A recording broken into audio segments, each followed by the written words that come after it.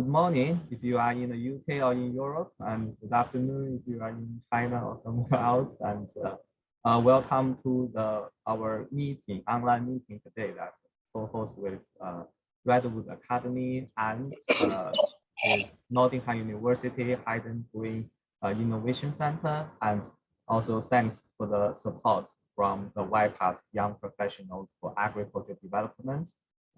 That's the organization where we'll say their presenter later, and also of course a lot of others organizations and individuals who have made this meeting possible.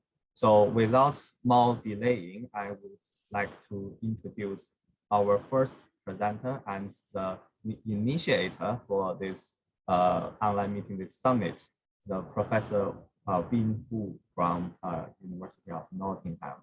Yeah, I'll pass time to him. Okay. Good morning and good afternoon, everyone. Thanks for the Dr. Hao Xin and the Redwood team organize the webinar today. Thanks to Sarah from the Just Rural Transition. Welcome to all of younger professionals and students from UK and China. My name is Bin Wu, from Senior Research Fellow from Hayden Green Institute for Innovation and Entrepreneurship, University of Nottingham. Thanks for Hao Xin's introduction.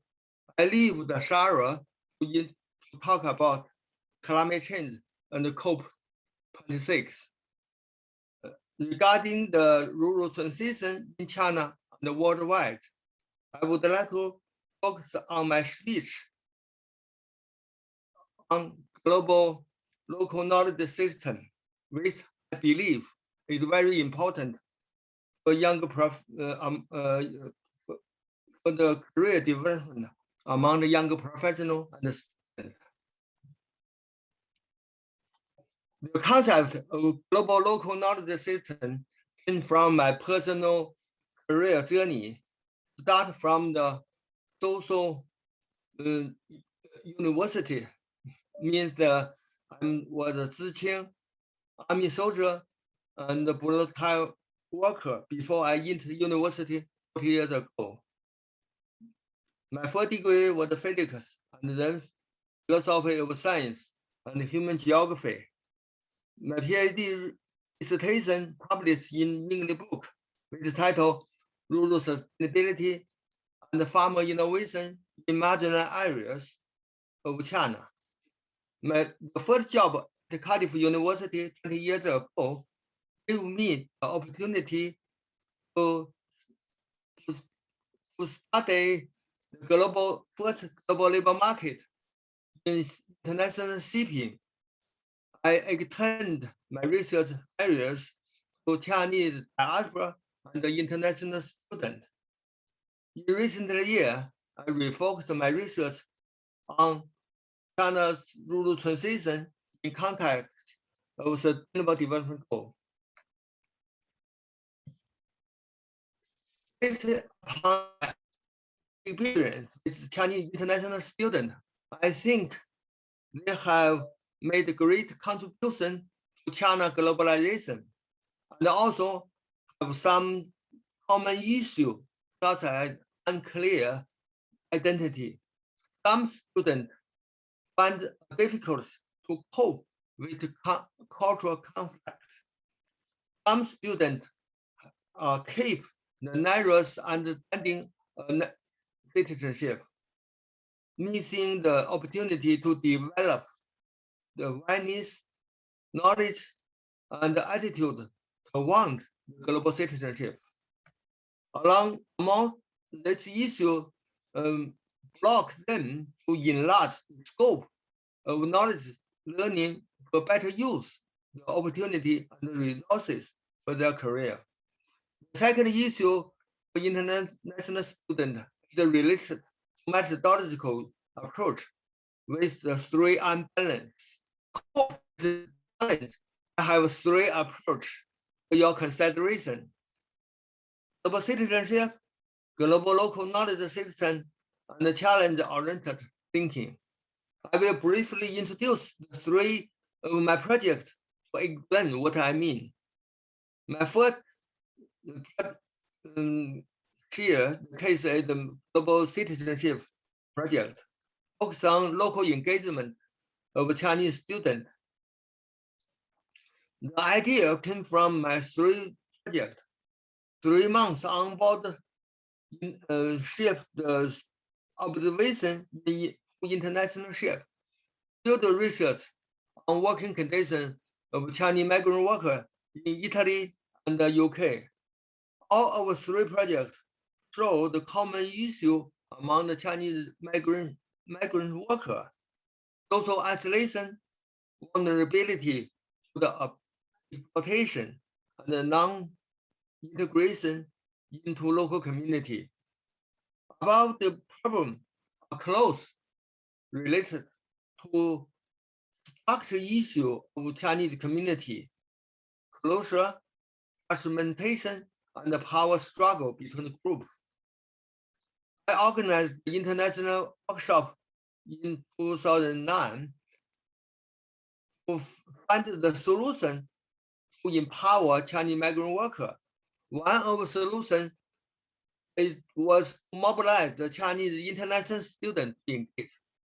I organized the global citizenship training course for Chinese students with 3 reasons: to develop the global brief on challenge issue facing human beings.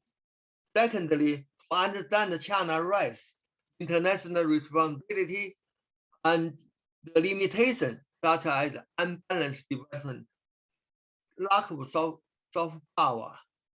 Thirdly, to address the limitations in Chinese education system. In practice, in the advantage award, 1 year's non-credit module for employability and career development for both the Chinese and non-Chinese students across the university. More than 10 stakeholders joined the project team through lecture, workshop, and the student group project to address the challenge issue facing local Chinese community, such as access to NHS, safety perception, and the English barrier. Here are few of the photos for how Chinese and non-Chinese students together initiate the project through the open space workshop. Move to my second topic on rural transition. This project related to 500 million small farms who feed 2 billion world population in developing world. Half of them live in China. Small farms are more group to cope with challenge from the rural poverty, food insecurity, and climate change. This is why empowering and transforming the small farm is so important for sustainable development goal. To address the above challenge, I organized an international conference on global local knowledge system for rural innovation in 2019, and then global challenge funding grant focused on empower small farmers in China with the 3 aims: to understand the challenge and the typologies of cooperative ecosystem in poor areas, to create the platform for the multiple stakeholders to support cooperative development, to provide a training course for university students to develop sustainability competence. The sustainability competence contains 4 elements: challenge-oriented thinking, systematic approach, communication with different people, and professional skill. I try to change the student mindset through the 4 channels.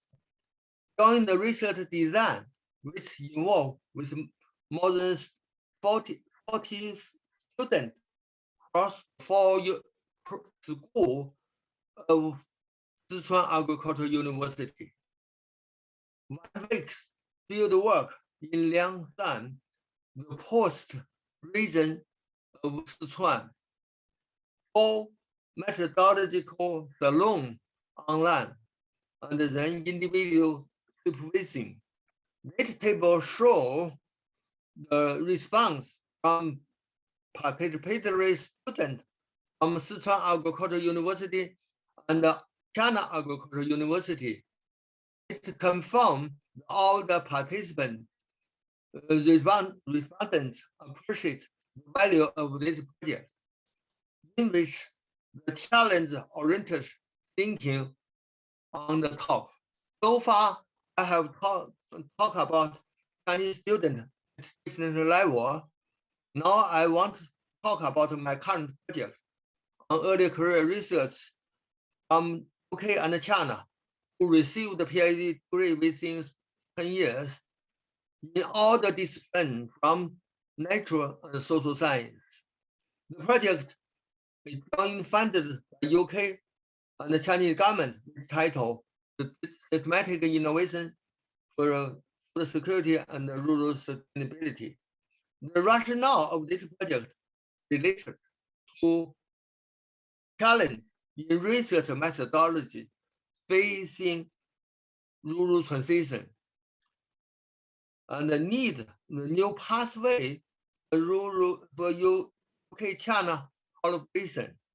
Based upon the successful experience of my project last year, this project aims to develop the challenge-oriented, interdisciplinary, and stakeholder engagement research collaboration, build a platform of institutional and industry collaboration for young professionals to develop sustainability competence.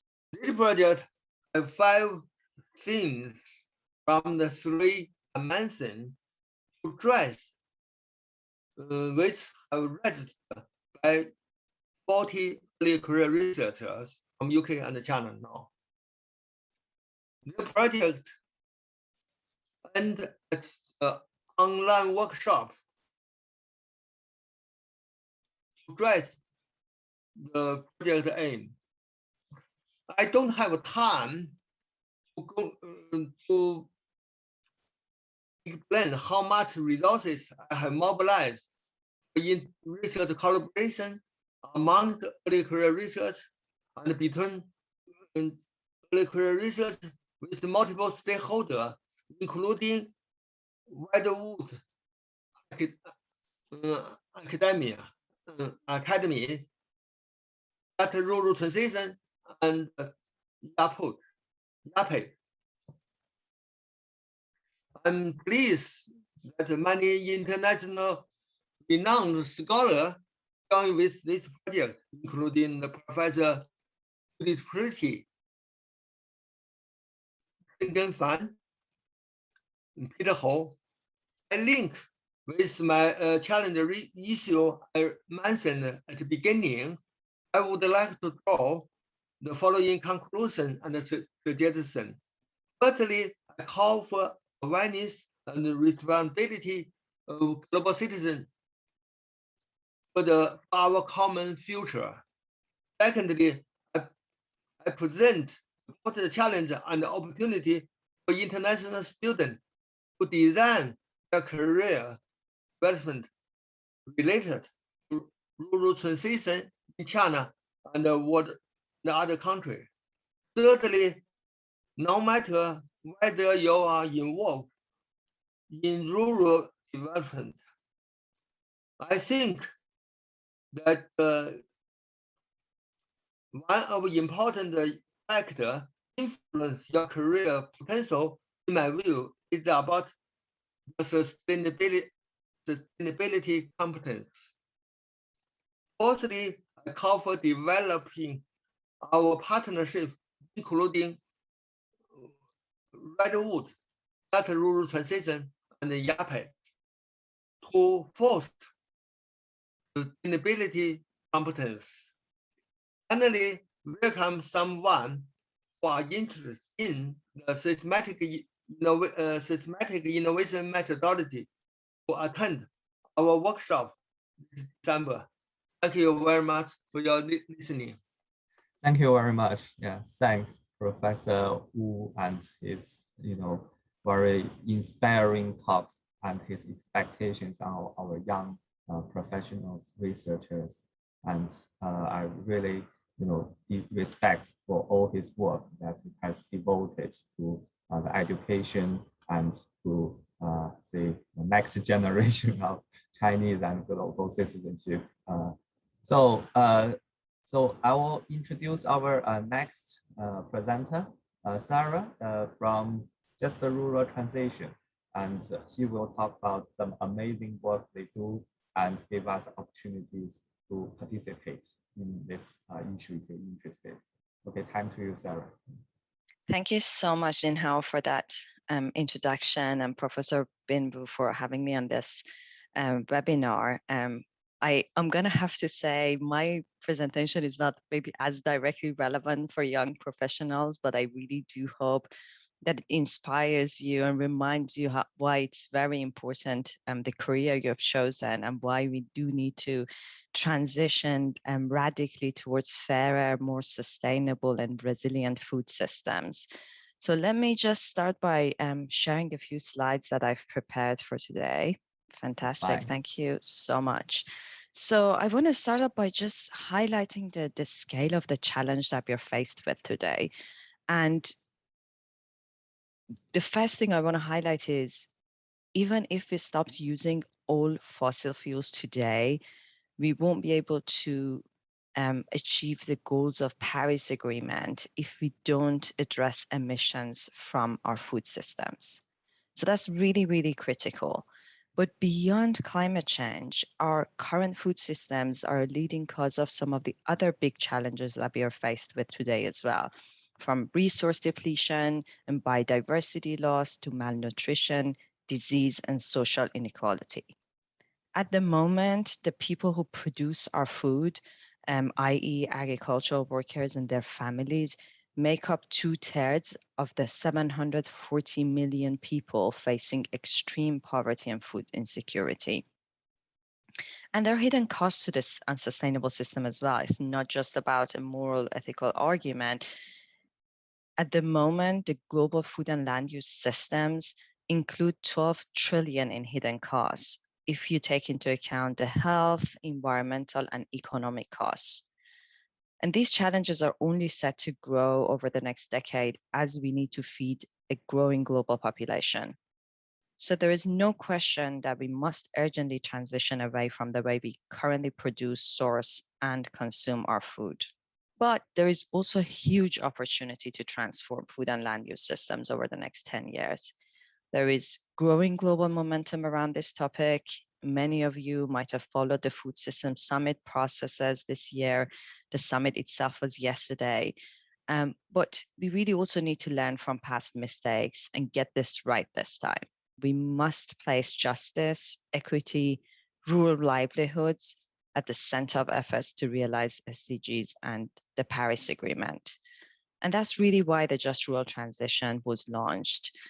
It was in fact launched at the UN Climate Action Summit back in September of 2019 to really aim to foster a community of purpose globally, including members from public and private sector, civil society, producer organizations.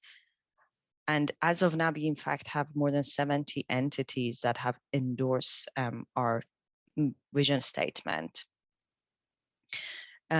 This year, we were also delighted to welcome Hayden Green Institute. And together, we want to work to accelerate a transition towards resilient and people-centered food systems that nourish a growing global population, protect and restore our natural world, and provide fair and equitable livelihoods for food producers, even as they adapt to growing climate, environmental, market, and economic challenges. We do this by engaging two levers. Firstly, catalyzing policy reform, and secondly, investment partnerships, both through collaborative, inclusive approaches. In terms of our work on policy, this is really about ensuring public funding is spent for public good. Governments globally provide well over $700 billion a year in public support to their agriculture sectors. And this includes subsidies, price supports, other forms of support that is given, but really only a fraction of this is geared towards incentivizing climate, environment, nutrition, and sustainable development outcomes. Often they can even undermine our efforts in other environmental areas. The JRT is working with our partners to support countries who want to repurpose their agricultural policies and public support. We do this through fostering peer-to-peer learning between governments in the global South and global North. We are also developing a knowledge hub of briefs, reports, and toolkits for policymakers. There is a big gap in evidence and data. There is some at the global level, less so at national and regional level. So we are hoping to be able to fill that gap by providing a knowledge hub. We are also convening multi-stakeholder dialogues and develop inclusive country engagement plans. And then lastly, and I'm going to come back to this at the end, we are promoting policy repurposing in international forums. So we are trying to mobilize support for this agenda globally. The second lever that I mentioned that we engage is around mobilizing, catalyzing investment. At the moment, investment is really not reaching rural communities at the scale that we need. At the moment, our need is huge. Basically, there is a gap of annually 300 to 350 billion a year in investment until 2030, so that we can achieve the transition that we urgently need. JRT works in partnership with the World Business Council on Sustainable Development to contribute towards a change in this regard. What the investor community is to ensure private sector investments support this transition. We do this through shifting the narrative by exploring and communicating the business case for investing in food systems. At the moment, this is very low on the agenda of investors, and often the business case is not very clear. We are working to change that. We are also working to develop knowledge products and tools for investors and other key partners in decision making. Again, often there is a huge gap in evidence that really demonstrates the business case. We are working to change that. And then lastly, we are working to catalyze investment partnerships that scale sustainable agricultural production while improving farmers' livelihoods. We are doing this in a specific landscapes. And one of the things, for example, that we are involved in is a sustainable rice landscape initiative. This year, a lot of our focus has been on international engagement, given the opportunities presented by key global events, such as the UN Food System Summit that I mentioned, of course, the Biodiversity Cup that China is hosting this year, and COP26. And there's a lot that is happening, but in particular, I want to highlight a few things that we are working on. Broadly, what we hope to see out of COP, specifically in COP26, I mean, in this instance, is really an increased focus on food and agriculture, given the contribution that it makes towards climate change globally. Is up to a third of emissions come from this sector. So we want an increased focus on this, but also recognition that people producing our food must be at the table when policy decisions are made. They are not passive beneficiaries of these policies. They need to be involved in the policy-making process and be at the table so that we can have an equitable transition. The second thing that we are working on specifically is a policy action agenda for transition to sustainable agriculture. This is something that we've been working on together with the UK government and the World Bank, plus a dozen other countries and civil society organizations and research organizations, UN agencies. And the idea is that it will provide a menu of options and steps that countries can take to repurpose public support given to agriculture sector, if they choose to do that. And this is not supposed to be prescriptive.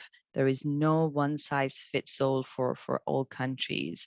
Countries will need to choose a pathway that is specific to their local and national context.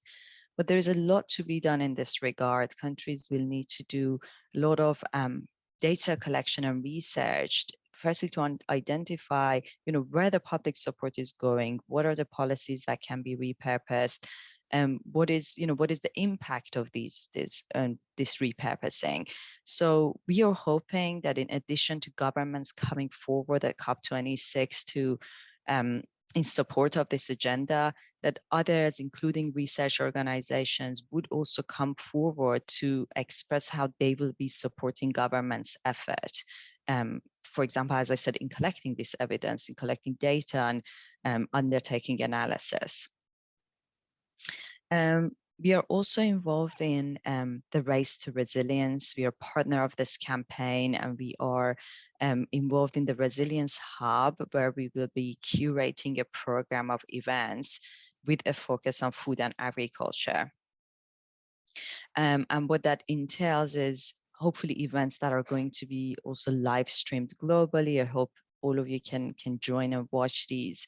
If you're in Glasgow, I know there are some of the events that are open to public, so please, stop by and join the events. More broadly, we are also launching a global campaign around some of these key messages, and we will be sharing communications toolkits with our partners. So here, I want to invite all of you to join our movement, lend your voice, share your perspective, and help us amplify this important message.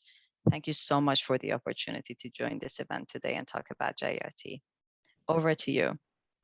Thank you, Sarah. Thanks for this fantastic introduction on what JRT has done.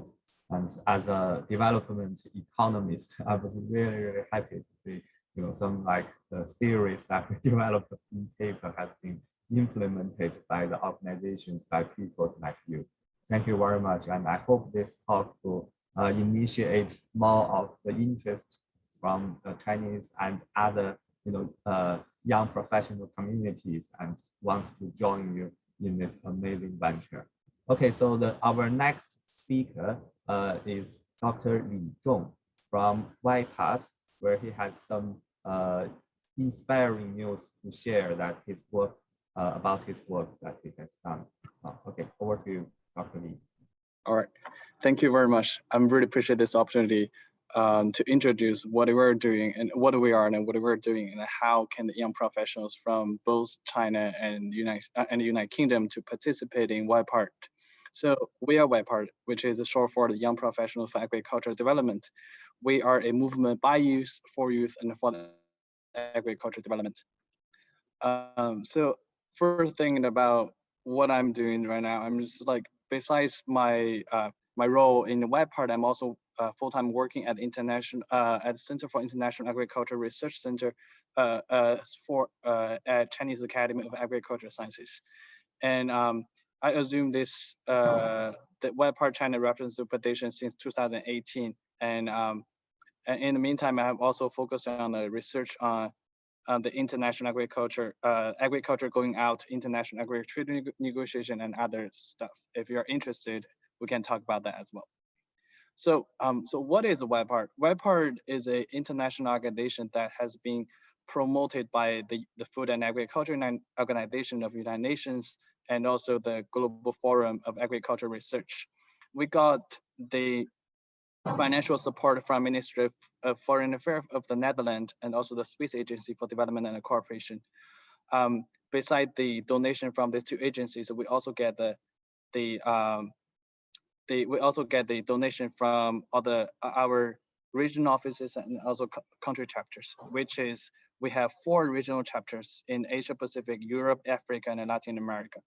And under that, we have national offices in 71 countries worldwide. So if people from all over the countries, they pretty much can find their own organizations. Oh, by the way, the WebPart Asian and Pacific and also the China office are hosted by the Chinese Academy of Agricultural Sciences, which is the institute I'm working right now. So we have a bunch of a variety of stakeholders, varying from the government agencies, corporations, and nonprofit organizations, universities and research institutes, and also the international academics, including the UNDP, FAO, IFRI, IFAD. We have co-hosted a lot of events with our partners, and they're pretty much very interested in our event, because we are a kind of we build a network for youth in agriculture. We are a international network.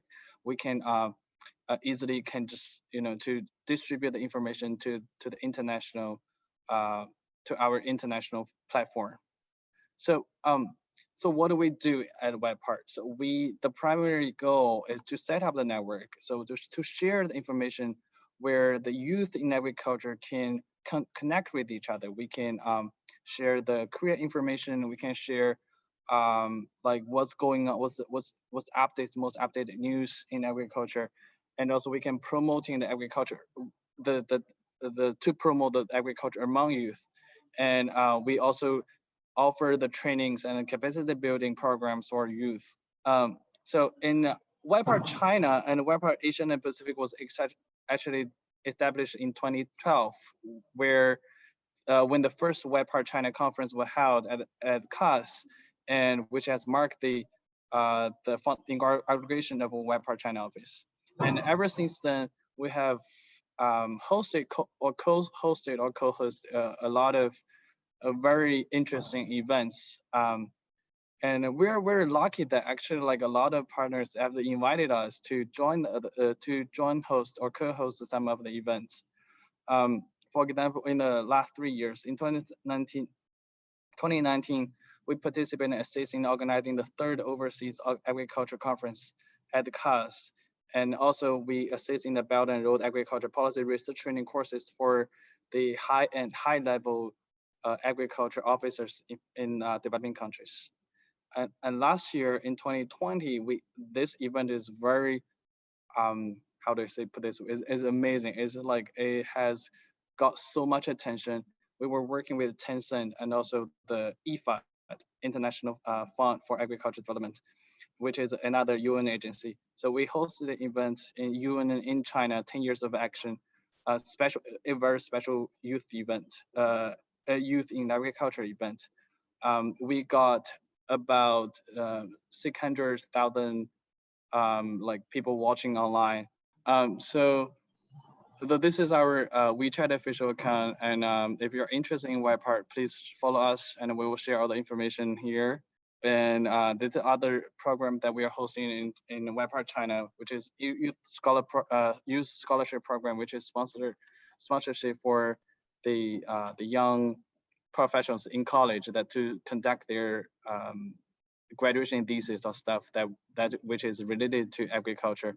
And also the internship program, we offer the internship positions at WebPart, and we sometimes organize the youth tour if the COVID-19 situation allows.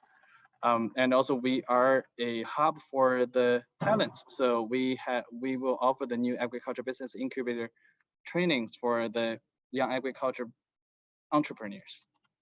So yeah, and also we have participated in several other events as well. For example, the UN Food System Summit and stuff. And incoming events, that's the slide I want to share. So in October 14th, we will have a FAO meeting on Setting Happiness for Livelihood. It's a web seminar on eco and agricultural tourism in the Asian and Pacific landscape. And October 27th, which is the 5th International Agriculture Conference, and October 28th to 29th, which is the APAC training and a workshop on modern agriculture technology empowering rural revitalization and human capital development. And there's a special section for youth. And more of the information will be shared on the WebPart WeChat account. And last but not least, how can you contribute, and how can, if you want to participate in more of the WebPart events, how can you join us? So we welcome all audience and beyond to participate in our events. We are calling for young professionals to join our database, which is the network for youth in agriculture, and we also offer intern positions I mentioned earlier. And if you want to be more engaged in WebPart, please let me know. I'm really happy to hear more innovational thoughts. And if you have other fantastic ideas, please let me know. I'm really sorry for the international conditions, and thank you so much for this opportunity. And I hope to talk to you more. And Thanks. I will hand back to you, Dr. Okay. Hall. Yeah, thank you. Thank you, Dr. Lee. Amazing presentation. And yeah, I really looking forward for those, events that you're hosting.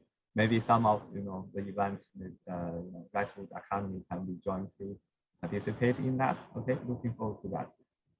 Right, so without more delay, please, Karen, you can start your presentation swiftly.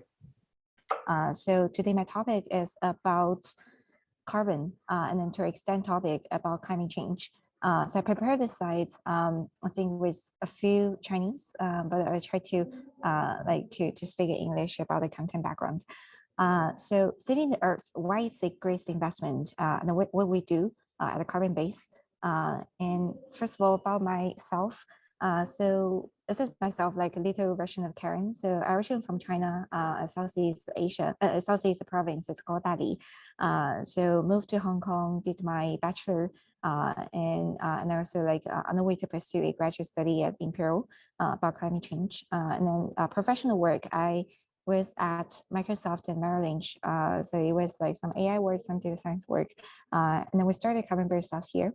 So last year, January, and right now we are almost 30 people across 5 countries and then different provinces. So a bit background about the team at the Carbonbase. So I have 3 kinds of, I would say, like talents from technology, finance, and environment.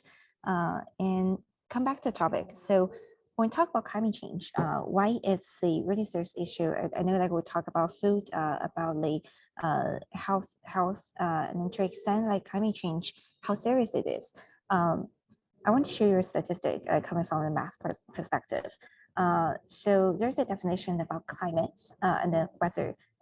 So there's a really good saying, like I like it a lot. It's about climate is what you expect, and the weather is what you get. I think that philosophical, it gives hints to everyone, like individual, why we should do something to protect the only one Earth for equally for everyone. So the climate might reflect a lot, get fluctuated a lot, but climate itself, if we go back to the stats like from the 100 years ago, like 50 years ago, we can see the significant increase, like from really low number figure and until now, like climate change apparently has become a huge topic everywhere. So it's not fixed science. And then if we look at the numbers, we actually have less than 6 years, less than 7 years to reach the Paris Agreement goal. And then it's like a serious number. Like during COVID, globally, we have reduced about like 6 to 7% of the carbon emission globally. But the other hand is we lost so many different like lives. We lost like catastrophic about our economic system. So if we do not do something like today, starting from right now, then it will become a huge problem, like not just for our generation, but like generation after. And there's a scientific simulation. So scientists compare like for different climate goals, when we talk about like 1.5 or 2 degrees of global warming, because this like little 0.5 degree can make significant change to a lot of economic performance and our nature, and then to everywhere, like basically in our life. So remember these 2 figures, like 1.5 degree and 2 degree. That's like can make huge difference. So if we look at the countries, like what does people do So globally, we have to date, I think this stat is last year or 2020, over 65% of emission is account for like 75 of GDPs. So by that means like a rich country has more emission. And then, but like climate change is affect everyone, no matter it's a rich or like a poor country or region. And in terms of China, China set its 36 to go just last year. So right now, like in China, we have a target goal like by 2030, we need to reach a peak. Until then, like we can only go down our emissions. And this is like, sorry, saying Chinese, but it's a list of countries who has batch like to climate neutral with different years. And then some countries has made it into law and make it really tough to execute for different industries. So I want to like bring this to another topic. When we talk about climate, personally, I think actually we're talking about technology, talking about jobs, talking about economy strength.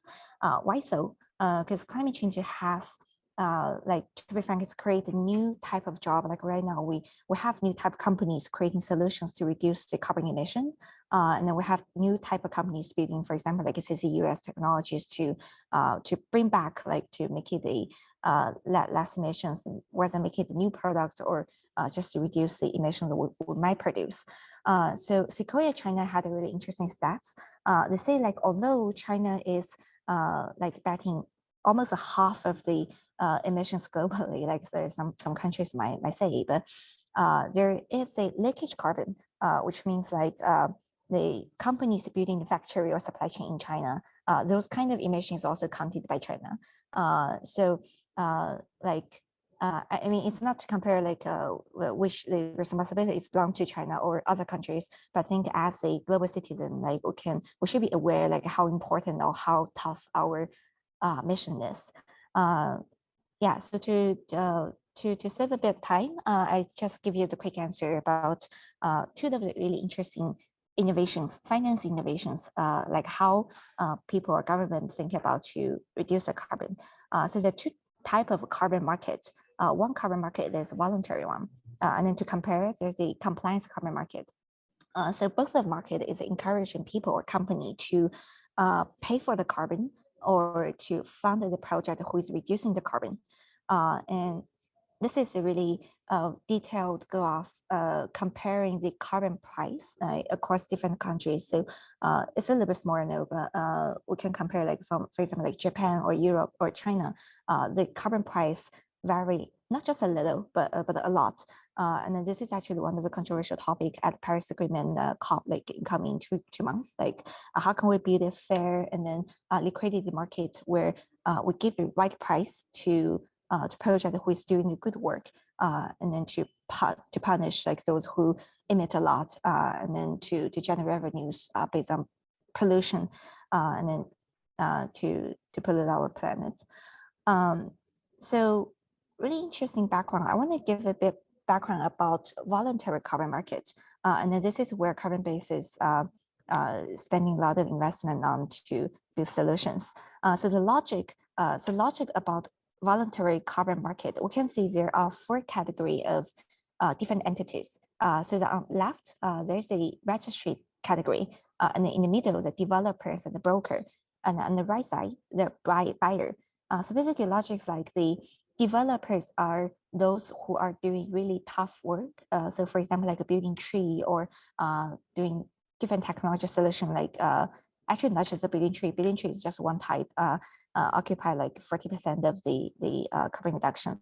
And then there are brokers. Brokers are who generate most revenues. So they are selling the carbon credits generated by developers to the people who's wearing the suit in the office buildings. So you cannot imagine like someone from Goldman Sachs, like go to a farmer, like say, hey, I want to buy carbon from you. So it's naturally go into a really interesting market, like the people who's doing the work and the people who is buying the carbon. So why we say like there is this space can do innovations because we see like right now, the left side is registry. Registries are those who have the power and authority to say like your work comes more value and then can issue you some carbon credit that you can sell. And then in fact, China is one of the top 3 countries as a project developed country. So we have a lot of resource, we have a lot of space we can innovate, we can bring the capital, bring the technology to reduce the carbon. And then we really see like there is a space we can build such a platform based in Asia or like China in Asia to provide more qualified or like high quality carbon projects, and then to sell to company who want to reduce the carbon but not necessarily have the has the time to build the work. So enough lectures. So about actions. So what does individual or company can do? So in Carbonbase, we do several things. So one of the most important thing we do is to build a technology solution that can support our companies to reduce their carbon. So Carbonbase SaaS tour, for example, like we build a tour to invite the company come to input the numbers. So those numbers can automatically calculated into the carbon emission, and then can give the report. So company can use that as a proof. Like they have the score of the carbon and it has a clear target, like how to reduce the carbon. So that's a step 1. After the SaaS tour, individual size, we also realize like personally we can do a lot. So what can a person do? So in China, on the WeChat, we have a mini program, and then community. It's called Climate X. So Climate X is built really to promote different knowledge and then share the experience where people are contributing to a better climate for everyone else. So there's a QR code, if interesting, you can do it and calculate your carbon score. So I think it's really mindset to tell everyone like why you should eat less beef, because like beef simply just produce more carbon than pork or other meat. And it's a fun game, but I think like on the individual side, besides gaming, we also organize panels. So panels inviting, for example, like with Stanford last year, we did a data science conference. So talk about what kind of AI tool we can use to measure and then to reduce the carbon. And then some other examples like a weekly salon, we invite people like guests who is building the LCA database can come to share like why their work is really important. And then yes, and some conference. So for example, like TEDx in Hong Kong, and specifically there's something I want to mention about AI and the climate change. So we won a little awards and Microsoft AI for Good. So the idea is to use the satellite to monitor the environment and then to predict based on what we can measure, and then can manage, like for example, we can predict the reforestation or deforestation situations, like at a higher overview, like perspective.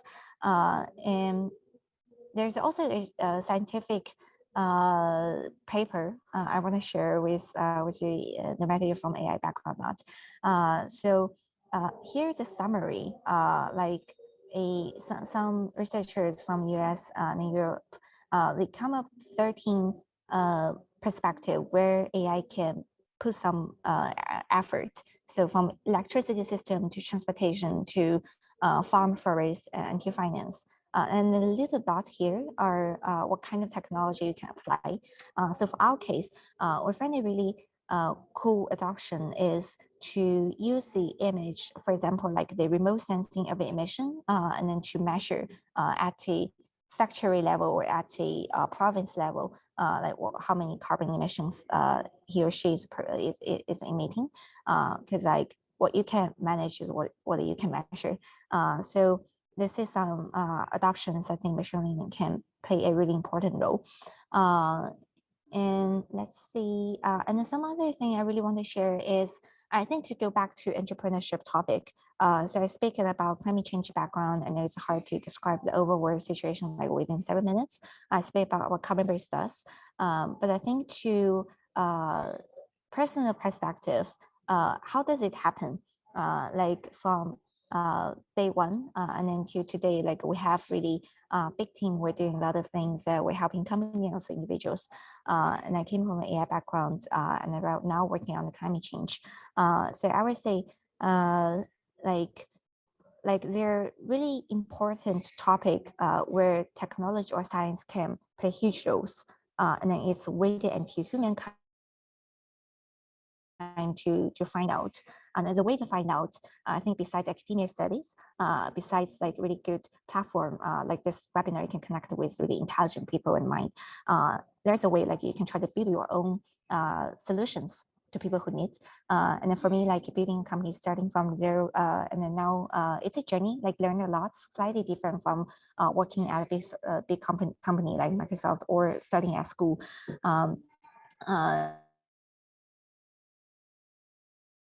So and it's I think like for our generation, climate change might not affect us like to the end of the life, but it definitely it's a huge thing we think about for our next generation and the next. So to here, I'm going to conclude my presentation today. But welcome to get connected. And then here's my email. And then by the way, we're hiring. So if interested, feel free to let us know. And then there's our website and my email. Thank you so much. Thank you very much, Karen. Thank you. Thanks for your sharing. And I know Karen from a lot of amazing webinars you have holding. So I attend some of them. And today I just get a more clear picture of what you're doing. You know, that make me really respect you. So now let's move to our next presenter, Wang Eli from Toronto University, and she studied public policy in master, but she is also a founder in a charity called 扶风计划, where she will present that. Okay, over to you, Eli. Hello, everyone. My name is Eli Wong. I got undergraduate degree in economics in University of Nottingham, and I'm currently a graduate student in public policy in University of Toronto. Compared to my peers, I have already decided my research plan and research direction quite precisely. I want to do the development studies and field experiment in behavioral studies because I think it could help policymakers for more accurate understanding of the people and conduct effective and efficient policy. I think the understanding of this is resulting from my experience in my undergraduate time. To be exactly, is the field work in rural areas in China, Zhejiang. So why I want to share why I do it and how I do it and what's the influence it brought me. Okay, so back towards to the first year in my undergraduate. I was exposed to basic economics as an economics student. I became intensely curious, or rather questioned it, because I regarded economics was an instructive discipline, but I not found the relationship between the knowledge and the real life, because you know, you can not easily find the link between the solar model and real human beings. So I'm feel kind of being lost. And I actually joined some student organization and met a lot of group members. So I found actually we have a common confusion that we were warm-hearted and we want to take social responsibility, but we don't know where to start and what particular help we can provide, because we were living in the ivory tower and we didn't know the real situation of a lot of people, such as farmers. So I think about let us see real world. So I did some research in the villages. Through contacting the government of the Ningbo rural office, we contact several instructors of villagers, and we organized the trip to the village. It's the most memorable thing is that we meet the conversation with the older woman. She was less than 1.4 meters tall due to the malnutrition in childhood. She was also blind due to glaucoma. Since her children left to find work, she had lost contact with them.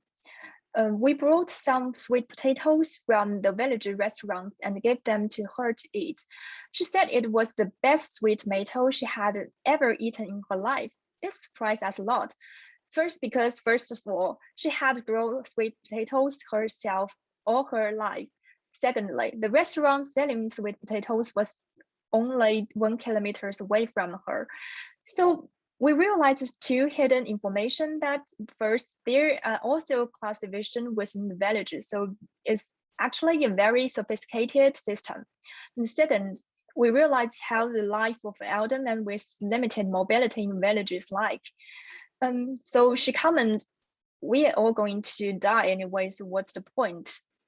So I feel really sorry about that. No hope, no love, and being trapped in her own body. This is what her life was like. So I'm aware of the underdeveloped villagers' unfortunate fate, but this also gave me hope to bring about change. I want that every person can at least live in dignity. So this is the initial point in all the plans. If we had to know afterwards that we were going to do rural planning, build an platform, build a digital villager, do a rural e-commerce platform, we might have freaked out and we might have thought it was too hard that we couldn't do it. But at this time, we just feel that at each step, if we paused to think about it, maybe we can find a way to do it. So we weren't particularly stressed at that moment. So later I realized I have a really big plan and I need some flexibility to do it. So I would like to be a leader. So I think, how about building up a new charitable organization? So I contacted the student development office in our university and said, I, as a freshman, want to fund a total new student organization. And their response is 100% support.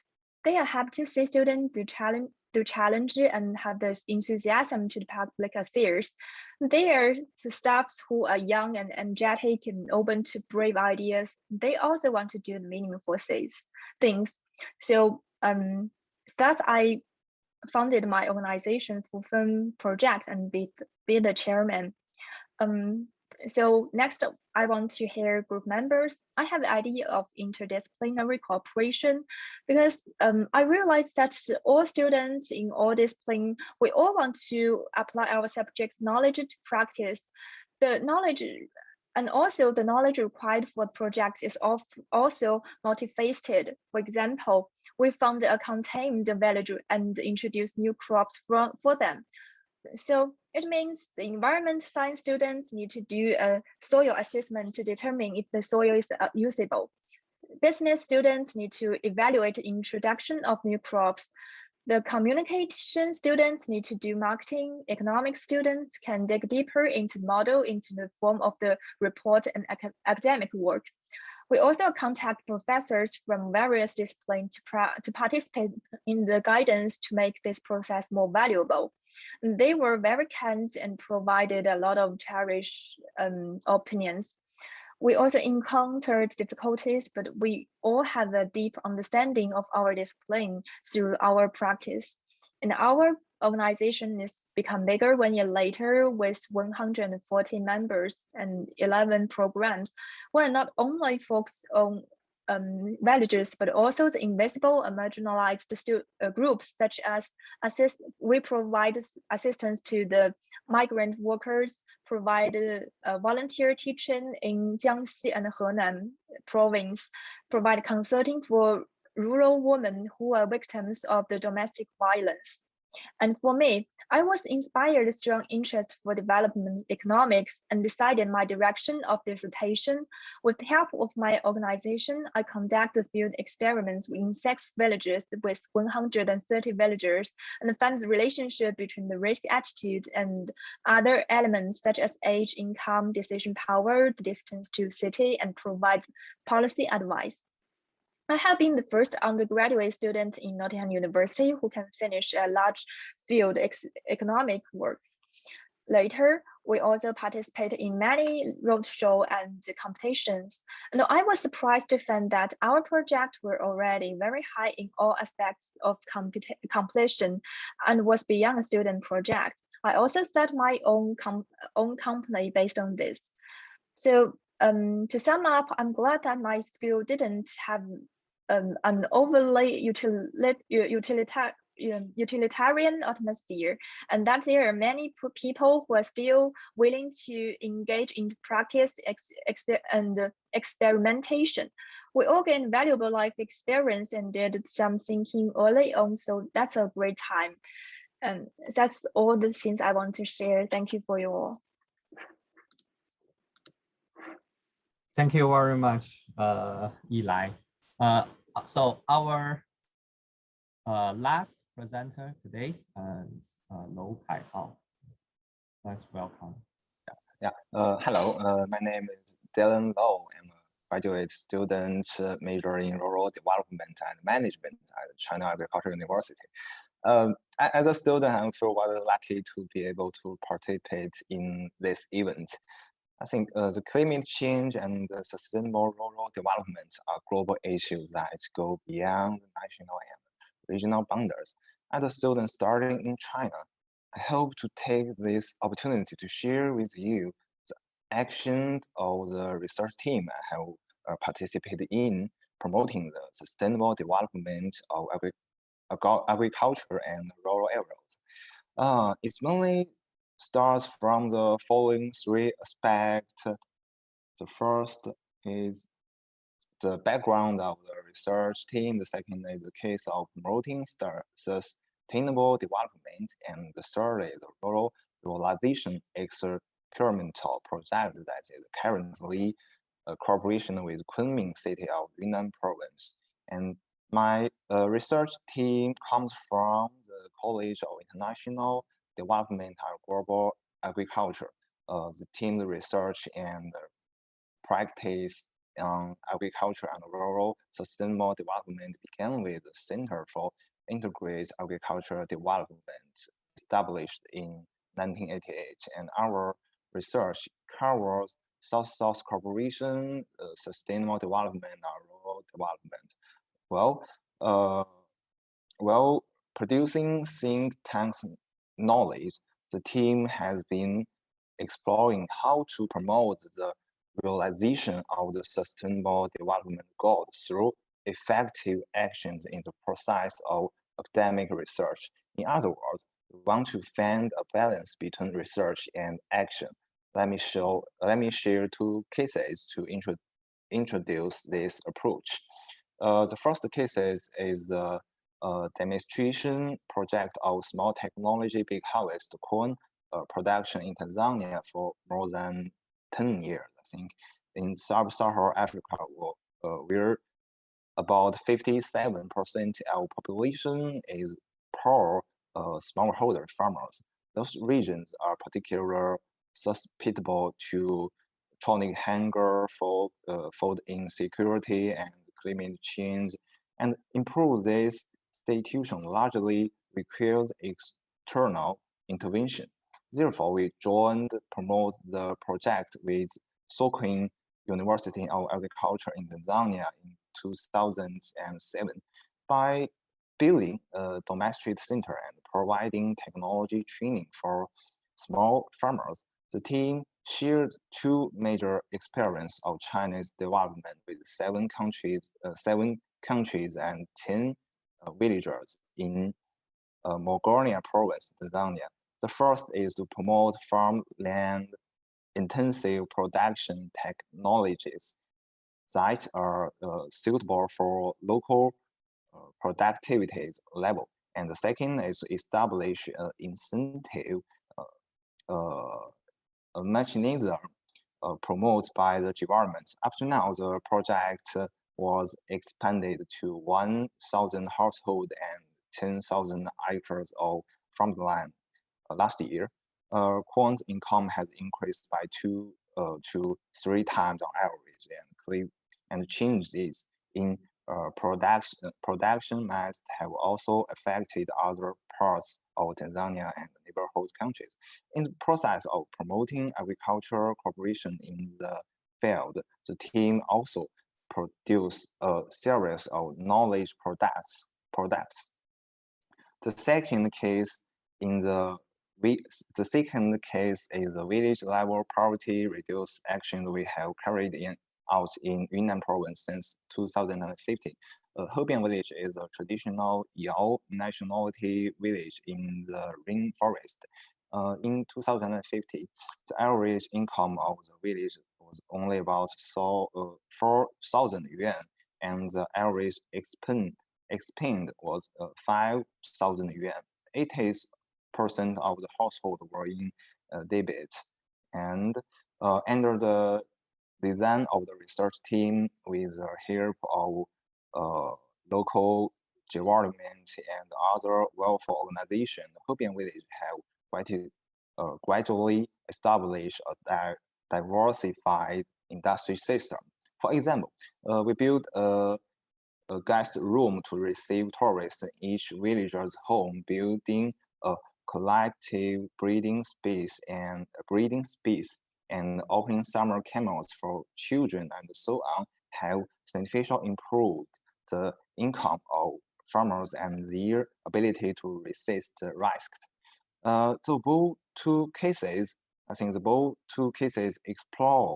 the path to the research team to promote the sustainable development of agriculture and rural areas through multi-part cooperation.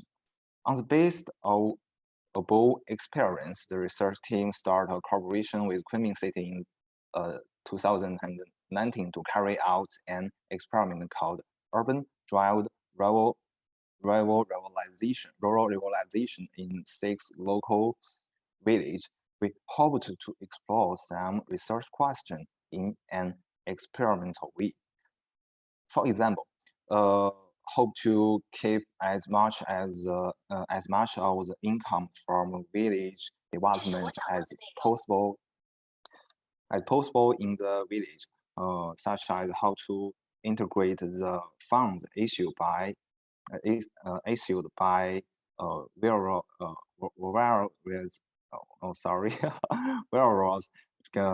government departments. The goal of the experiment is to provide some advice for rural ruralization policies in Yunnan province and even for the whole country. And the village I served is called Fuan village, which is located in the southwest of Dianshi Lake. It is an important traditional facility agriculture production areas in China. Villagers take vegetables planting as the main source of income, but in recent years, local farmers have suffered from production risks. Firstly, vegetables are mainly produced in traditional mines. They are facing large price to unstable. And secondly, with an scientific use of pesticides and fertilizer for more than 10 years, the soil has degraded. And third, because of the scientific agriculture production has caused pollution to the Dianshi Lake based with the strengthening of the environmental production policies in the recent years. Some greenhouses near Dianshi Lake have been demolished and replaced with low carbon crops. Fuan village is also under pressure to reduce carbon emission. Therefore, in this August this year, and the research team and the local government and the village joined decide to try to promote the transformation of village agriculture. In the past 1 month, we have taken diversity action such as first we test and decolonize the farmland soil. At the same time, we invited local government officials to discuss and study measures to support the transformation of region agriculture. Third, we also invent the organic agricultural production cooperatives in Kunming to communicate with farmers. And the graduate student also write a planting handbook through research and invent 3 farmers who are willing to carry out experiments. And since the sustainable transformation of agriculture is a systemic issue, it cannot be changed simply by adapting new technology. The experiment is still in progress now. And above is the main content I shared today from a personal point of view. What I want to express is that it is possible for the research team to achieve a balance between social responsibility and academic achievements by building a platform for cooperation with government and community. By carrying out social responsible action research, and young students can also deeply participate in the sustainable transformation of agriculture and rural areas. Yeah, and that's all. Thank you very much for this opportunity to share. All the presenter today, and I think we have heard a lot of amazing informations. Okay, so now let's start our Q&A time. So who has a question? You can either raise your hands, then I will ask you to turn on your mic, or if you can just put your questions in typing in our areas, in the chat areas. I ask a question to Professor Wu first. Yeah. Oh yeah, thanks. So can you tell us a little bit about your plans later on, that after this meeting? So this gonna be a as I think we discussed, this will be a start of a series events that we might hold in the same topic. So can you just briefly share a little bit on on your plan, what we're gonna do next? Yes, thanks, Dr. Hao. The question that I want to again use this opportunity to thank the Hongshan Society to give me opportunity. You have done a fantastic job. That I mentioned that my global citizen project 10 years ago try to establish the society like you, but I didn't successful. So I'm really congratulations for you and Dr.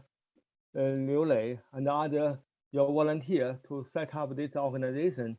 I believe this organization very important, that intend to further facilitate and support the Chinese student or international student to support each other and to learn more about interdisciplinary communication, and also engage with the society through the different channel. So I believe that is the right way to promote the global citizenship, to broaden your career opportunity.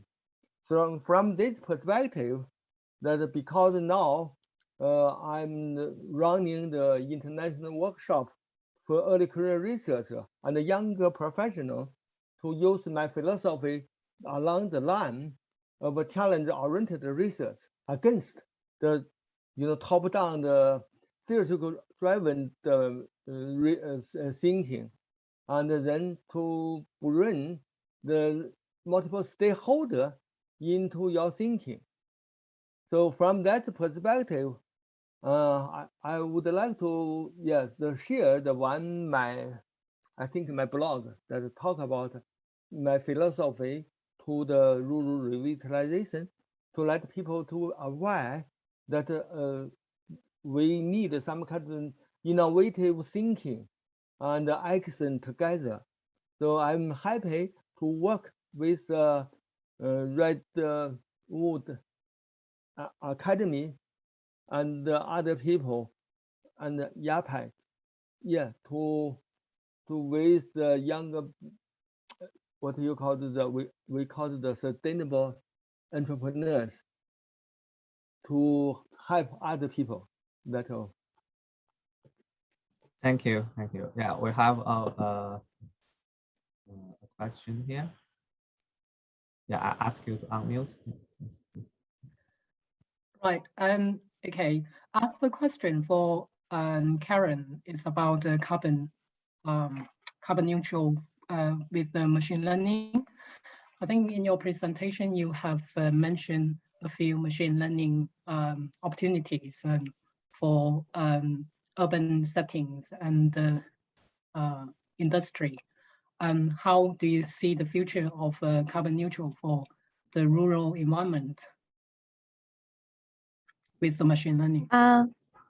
Yeah, thank you. Thank you, Richard, for the question. I think the general background, like when we talk about climate change and then agriculture, it's actually two huge topics where we see interaction today. So especially like China as one of the biggest agriculture countries, it's like essential part of our life. So by percent, so the food we eat and then the food we produce comes up not on the top, but it's also like one of the top emission resources. So first we identify this is an important question. And the second is where the technology can play. So if you're aware, like right now, there are actually some adoptions where people use drones in China to replace part of the farming work and then to make it more efficient, like 大农场式的 like kind of way the building, especially in Xinjiang or some province in China.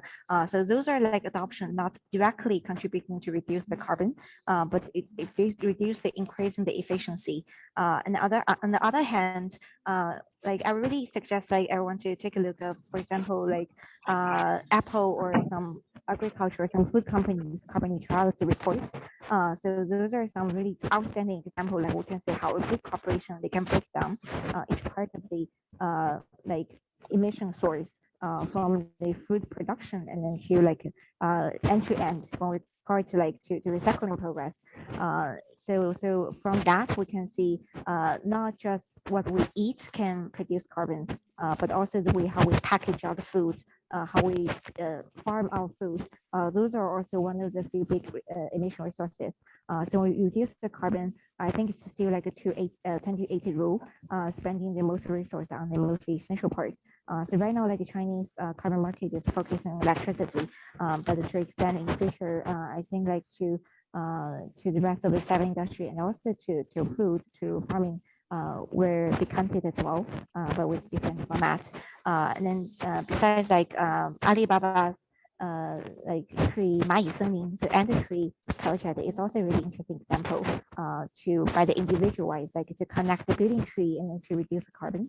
So if there's a way we can connect to reduce carbon to agriculture, I think that would be massive for individual to increase the incentive, but also to bring more people to join this carbon reduction goal.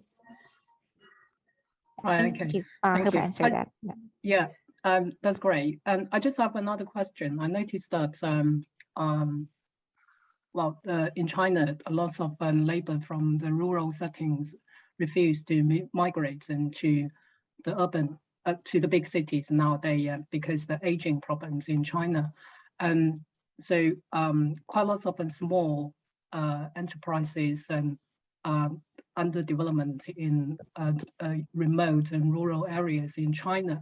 They're producing lots of agricultural products, but they were struggling to send those products outside their environment.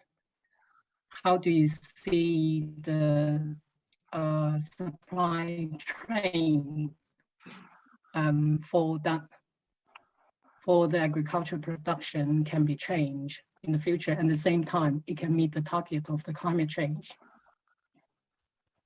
That's a really interesting question. I think like it comes up not just climate change, but also really big topic we think about today, like poverty and how we make fast use of the society resource. So I start with example first. If we look at Taobao and then Pinduoduo, the way how Pinduoduo grow into a giant e-commerce company is because it's helping the farmers to quickly send the food to who's willing to pay a higher price. I think like this model, like not mentioned the other part, but essentially it is a really important innovation where we give more price to farmers, like food they produce, actually to shorten the supply chain and then reduce like brokers in the between can generate revenue from. And I think the future of how I look at it, the business like to take advantage of information gap, I think it would disappear by the way how internet is everywhere right now. And because right now, like by internet, basically you can learn, you can teach yourself everything. And the tuition fee we really need to pay, I think, is to give the consumer the tour where they can access those information. And if there's the company come to take this responsibility to provide such a tour, like right now everyone has a phone. I think that would be like massively changing how the dynamic is like today. And another thing, like to increase the efficiency, definitely one way to reduce the carbon, but that's kind of like not indirect. So really interesting phenomenon right now we observe. Like people want to calculate the carbon and then give a carbon tag for the product. And then the reason we do it because we can give the carbon like 绿色溢价, they can price it higher just because it has a carbon tag. I think it's actually a reverse way how we can do solutions to climate change. But I really hope like individually, like there will be companies coming up to give the tour to individuals to vote for the product they like, and then to actually do solutions can reduce the carbon at the supply chain. May I added one word about the question he asked. Yeah, I just want, because China is a huge country and we have big farm and small farm. So I would like to say that we at least if we talk about anything in China, rural China, we need 3 dimensions: technology dimension, linked with the efficiency, and the economic dimension linked with who benefit, and the social dimension. Think about the small farm. You know, some farm organized, some farm is unorganized. So that is my simple answer to some complicated question. Yeah, I stop here. Thank you. Yeah, thank you for everyone who gave the answer. Anyone who have a question? 用中文提问也可以，中文英文提问也可以。I actually received a question from the group, from the group chat. For some reason he didn't put the question here. It's asking our Eli about your program when you, I think it's the 扶风计划 the program. They want to ask other young students, when you organize such big project, you will encounter any particular problems during that?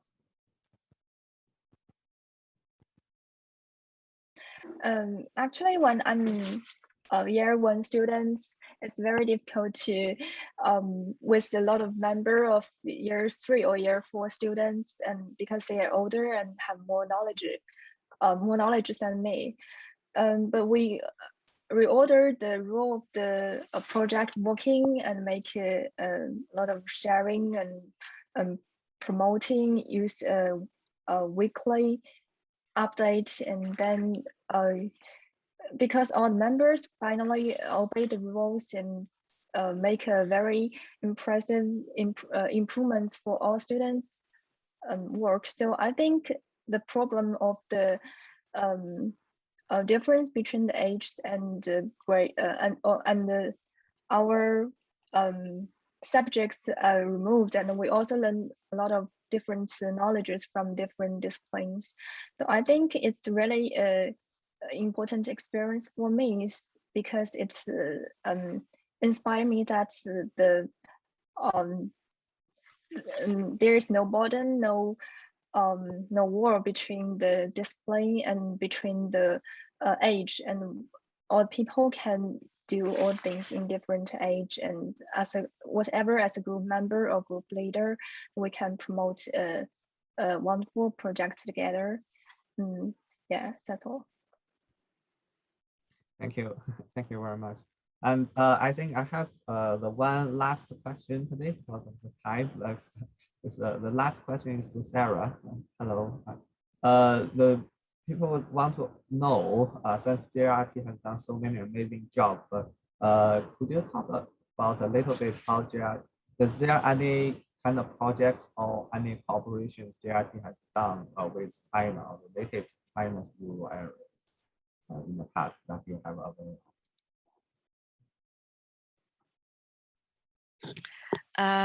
So a couple of things. Firstly, our original plans was to basically, for last year and this year, to be able to establish country programs and platforms whereby we bring in different stakeholders together to work on the on the two levers that I mentioned, i.e. policy action and investment partnerships. However, we had to change our plans due to the global pandemic. So instead, we shifted our focus to do international engagement. We are hoping to start working at country level next year. We are still scoping what that looks like and which countries we'll end up working in. But of course, we'd love to be able to work in China. Professor Sheng Fan has been one of our close partners. So we're really hoping to be able to do something there. We are also developing an idea called a policy accelerator, which is going to be basically a series of cohort-based educational modules for senior policymakers so that we can work with them and provide a peer-to-peer learning platform also on the topic of repurposing public support. And that's likely going to be regional, and we are hoping to also again involve hopefully Chinese policymakers. In the meantime, we've also been part of the China Sustainable Agriculture Platform, which is a alliance, and this is something that is also currently under development, and JRT has been providing interim secretariat support for that. But the idea is that it's going to be a Chinese-owned and Chinese-led alliance of civil society, organization, private sector, and government to basically advance sustainable agriculture in China. But I'm hoping to be able to share more on that later. Thank you very much. And is there any more questions from our audience here? Right. If not, I think we can finish, and there's just something to share. So first of all, I think we have mentioned there is a questionnaire that I would like everyone to have the time can fill in that for us. So you can just scan the barcode with QR code on our screen. So that's it. Only have 3 questions, take less than minutes. But your opinions and feedbacks are really valuable for us to improve. As I mentioned, this will be our first meeting, first webinar of a series work later on. So we'll be really appreciate to hear some of the feedbacks. And then, yeah, apart from that, I think we can finish here. Anything you want to add, Professor Wu? No, thank you very much. Okay, Yeah, thanks everyone, and bye-bye. Hope to see you guys soon, and enjoy the rest of the day and the weekend. Yeah, bye.